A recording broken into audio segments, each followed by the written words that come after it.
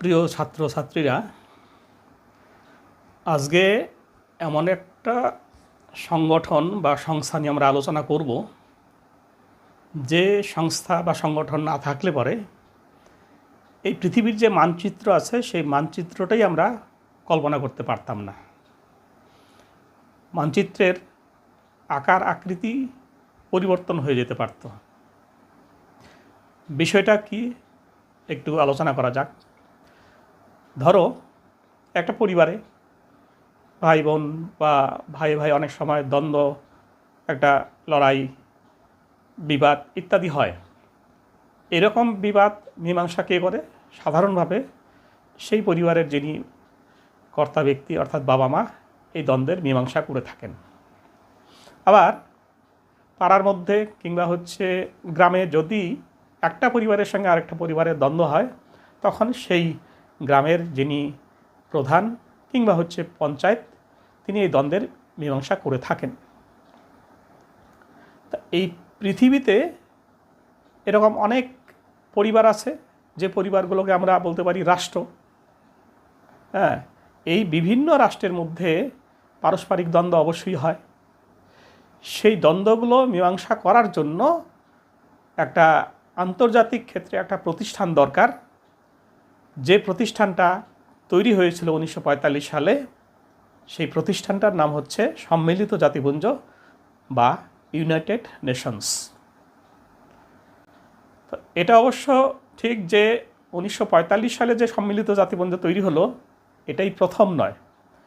বিশ্ব শান্তি প্রতিষ্ঠা করার জন্য আরেকটা সংগঠন তৈরি হয়েছিল 1920 সালে, অর্থাৎ প্রথম বিশ্বযুদ্ধের পরে। 1920 সালে প্রথম যে আন্তর্জাতিক সংগঠনটা তৈরি হয় তার নাম হচ্ছে লিগ অব নেশনস বা জাতিপুঞ্জ। তো এই জাতিপুঞ্জ চেষ্টা করেছিল, বিশ্বব্যাপী শান্তি প্রতিষ্ঠার জন্য চেষ্টা করেছিল, কিন্তু এরা যুদ্ধ বন্ধ করতে পারেনি, শান্তি প্রতিষ্ঠা করতে পারেনি। যার ফলস্বরূপ দ্বিতীয় বিশ্বযুদ্ধ হয়েছিল 1939 সাল থেকে শুরু করে 1945 সাল পর্যন্ত। তো দ্বিতীয় বিশ্বযুদ্ধ শেষ হওয়ার পর 1945 সালে পৃথিবীর বিভিন্ন দেশ, সেই সময়ে 50টা দেশ আমেরিকার সান ফ্রান্সিসকো শহরে মিলিত হন। মিলিত হয়ে তারা যেটা করেন সেটা হচ্ছে যে আগের যে জাতিপুঞ্জ, সেই জাতিপুঞ্জের যে ব্যর্থতা, সেই ব্যর্থতাগুলো চুলচেরা বিশ্লেষণ করেন এবং তারা এই জাতিপুঞ্জের অবলুপ্তি ঘটান। অবলুপ্তি ঘটিয়ে নতুন একটা সংগঠনের জন্ম দেন, তার নাম হচ্ছে সম্মিলিত জাতিপুঞ্জ বা ইউনাইটেড নেশনস। তো এই ইউনাইটেড নেশনসের কর্তা ব্যক্তিরা যেটা ভাবলেন যে যুদ্ধ বন্ধ করাই একমাত্র সমস্যার সমাধান নয়, কারণ যুদ্ধই একমাত্র সমস্যা নয়। যুদ্ধ ছাড়াও পৃথিবীতে আরও অন্যান্য অনেক সমস্যা আছে। খাদ্যের সমস্যা, বাসস্থানের সমস্যা, স্বাস্থ্যের সমস্যা, পরিবেশের সমস্যা, শিক্ষা সংস্কৃতি, সমস্ত ক্ষেত্রে সমস্যা আছে। তাহলে এই সমস্যাগুলোও দূর করা দরকার, কারণ এই যে সমস্যাগুলো, এই সমস্যাগুলোও একটা বিশ্বযুদ্ধের কারণ হতে পারে।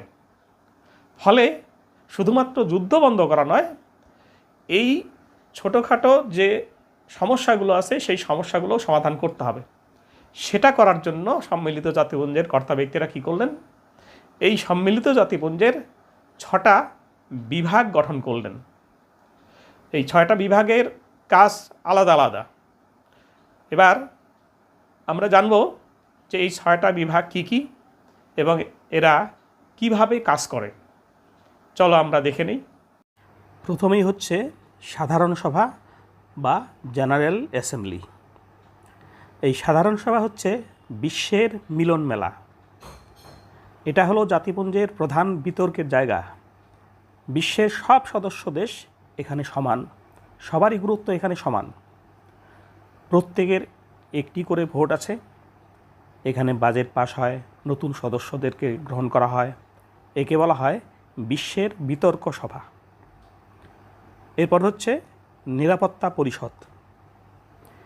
এই নিরাপত্তা পরিষদ হচ্ছে সবচেয়ে শক্তিশালী বিভাগ। এর 15 জন সদস্য থাকে, 5 জন হচ্ছে স্থায়ী। এই 5 জন স্থায়ী সদস্য হচ্ছে আমেরিকা, রাশিয়া, ব্রিটেন, ফ্রান্স এবং হচ্ছে চীন, যাদের আছে ভেটো ক্ষমতা। অর্থাৎ এই 5 দেশের যে কেউ যদি কোনো প্রস্তাবে না বলে দেয়, তবে সেই কাজ আর হবে না, ওই সিদ্ধান্ত আর গৃহীতই হবে না। এদের কাজ হলো বিশ্ব শান্তি রক্ষা করা এবং প্রয়োজনে শান্তিরক্ষী বাহিনী পাঠানো। এবারে শান্তিরক্ষী বাহিনী কোথায় পাবে? তোমাদের তো আগেই বলেছি যে কোনো শান্তিরক্ষী বাহিনী না থাকার জন্য জাতিপুঞ্জকে কেউ ভয় পেত না। ফলে এই সম্মিলিত জাতিপুঞ্জ সিদ্ধান্ত নেয় যে তারা নিজেদের একটা শান্তিরক্ষী বাহিনী গঠন করবে। সেই হিসাবে নিরাপত্তা পরিষদের শান্তিরক্ষী বাহিনী ছিল। এরপর হচ্ছে অর্থনৈতিক ও সামাজিক পরিষদ। মানুষের উন্নতির জন্য যুদ্ধ থামানোই কিন্তু সব নয়। মানুষের পেটে খাবার, শিক্ষা, স্বাস্থ্য ইত্যাদির দরকার। এই বিভাগটি দারিদ্র দূরীকরণ, শিক্ষা, মানবাধিকার ইত্যাদি বিষয় নিয়ে কাজ করে, যাতে মানুষের সামগ্রিক উন্নয়ন হয়, মানুষের মধ্যে যাতে হিংসার জন্ম না হয়। এই সব অভাব থাকে জন্যই মানুষের মধ্যে কিন্তু হিংসার জন্ম হয়, আর হিংসার থেকেই একটা যুদ্ধ বা লড়াই সৃষ্টি হতে পারে। তার জন্য সম্মিলিত জাতিপুঞ্জ এই অর্থনৈতিক এবং সামাজিক পরিষদের মাধ্যমে কি করে, এই সমস্যাগুলো দূর করবার জন্য উদ্যোগ গ্রহণ করে। এবং এই অর্থনৈতিক সামাজিক পরিষদের কতগুলো বিশেষ সংস্থা আছে, যেমন ইউনেস্কো, ইউনিসেফ, হু। এই বিভাগগুলোর মাধ্যমে সম্মিলিত জাতিপুঞ্জ মানুষের নানাবিধ সমস্যা সমাধান করবার জন্য চেষ্টা করে। এরপর হচ্ছে ওসি পরিষদ। এই ওসি পরিষদ কিন্তু বর্তমানে বন্ধ আছে। বন্ধ থাকার কারণ হচ্ছে যে বর্তমান বিশ্বে আর কোনো পরাধীন দেশ নেই। ওসি পরিষদের কাজই ছিল যে সমস্ত পরাধীন দেশ আছে সেই পরাধীন দেশগুলোকে পরিচালনা করা, তাদেরকে সহযোগিতা করা, অর্থাৎ অভিভাবকের মতো দায়িত্ব পালন করা। সর্বশেষ যে দেশটি পরাধীন ছিল সেই দেশটির নাম হচ্ছে পালাউ। এই পালাউ দেশটিও 1994 সালে স্বাধীনতা পায়। তখন দেখা গেল যে পৃথিবীতে আর কোনো পরাধীন দেশ নেই যাদের অভিভাবক দরকার, কাজ শেষ। তাই এই ওসি পরিষদের প্রয়োজনটাও ফুরিয়ে যায়। তবে এটা এখনও বিলুপ্ত করা হয়নি, কারণ পরবর্তী সময়ে এমনও হতে পারে যে আবার কোনো দেশ অন্য দেশের দ্বারা পরাধীন হয়ে গেল, ফলে সেখানে তাদের আবার নতুন করে কাজ শুরু হবে। যার জন্য নিষ্ক্রিয় হয়ে গেলেও এই ওসি পরিষদের বিলুপ্তি এখন পর্যন্ত ঘটেনি। নেক্সট হচ্ছে আন্তর্জাতিক বিচারালয়, যার সদর দপ্তর হচ্ছে নেদারল্যান্ডের হেগ শহর। তোমরা মনে রাখবে যে 6টা যে সংস্থা আছে, এই 6টা সংস্থার মধ্যে বাকি 5টা সংস্থার সদর দপ্তর হচ্ছে আমেরিকার নিউ ইয়র্ক। একমাত্র আন্তর্জাতিক বিচারালয় এর সদর দপ্তর হচ্ছে নেদারল্যান্ডের হেগ শহর। এই আন্তর্জাতিক বিচারালয়ে আন্তর্জাতিক আইন অনুযায়ী বিভিন্ন রাষ্ট্রগুলো যদি সেই আইন ভঙ্গ করে, সেই আইন ভঙ্গের বিরুদ্ধে তার বিচার হয় হচ্ছে এই আন্তর্জাতিক বিচারালয়ে।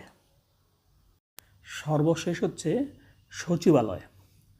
সম্মিলিত জাতিপুঞ্জের প্রশাসনিক মেরুদণ্ড হলো এই সচিবালয়। এটি নিউ ইয়র্ক সহ সারা বিশ্বে ছড়িয়ে থাকা হাজার হাজার আন্তর্জাতিক কর্মীদের নিয়ে গঠিত হয়। এই বিভাগের যিনি প্রধান তিনি হচ্ছেন মহাসচিব। বর্তমানে যিনি মহাসচিব আছেন তিনি হচ্ছেন আন্তোনিও গুতেরেস। তার নেতৃত্বেই সচিবালয় সাধারণ সভা এবং নিরাপত্তা পরিষদের নেওয়া সিদ্ধান্তসমূহকে বাস্তবায়ন করে থাকে। এই সচিবালয়ই বিশ্বজুড়ে যে শান্তি ও উন্নয়ন বজায় রাখা তা পর্দার আড়ালে থেকে নিরলসভাবে কাজ করে যায় এই সচিবালয়। এই গেল হচ্ছে 6টা বিভাগ। এবার এই যে সম্মিলিত জাতিপুঞ্জ তৈরি হয়েছিল সারা বিশ্বে শান্তি প্রতিষ্ঠার জন্য, তাহলে কি এটাই যে বিশ্বের শান্তি প্রতিষ্ঠা হয়ে গেছে? মোটেই না, এখনও অশান্তি আছে। পুরোপুরি সফলতা পায়নি এই সম্মিলিত জাতিপুঞ্জ। আজও অনেক জায়গায় যুদ্ধ হচ্ছে।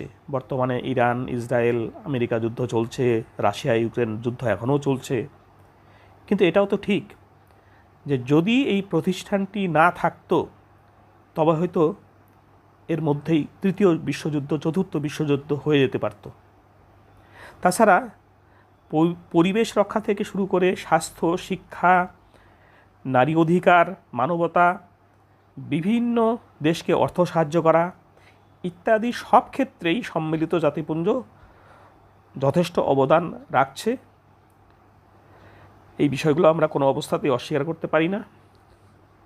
যুদ্ধ করতে গিয়েও বিভিন্ন দেশকে সম্মিলিত জাতিপুঞ্জের বিধিনিষেধ বা আইন কানুন ইত্যাদির কথা ভাবতে হচ্ছে। ফলে আমরা বলতেই পারি সম্মিলিত জাতিপুঞ্জ পুরোপুরি সফল না হলেও আংশিকভাবে অবশ্যই সফল হয়েছে। আলোচনা এখানেই শেষ হলো। ছাত্রছাত্রীদের যদি প্রশ্ন থাকে এই ভিডিওর কমেন্টস সেকশনে তোমাদের প্রশ্নগুলো লিখে পাঠাও, আমি পরে নিশ্চয়ই তোমাদেরকে উত্তর দেব। ধন্যবাদ।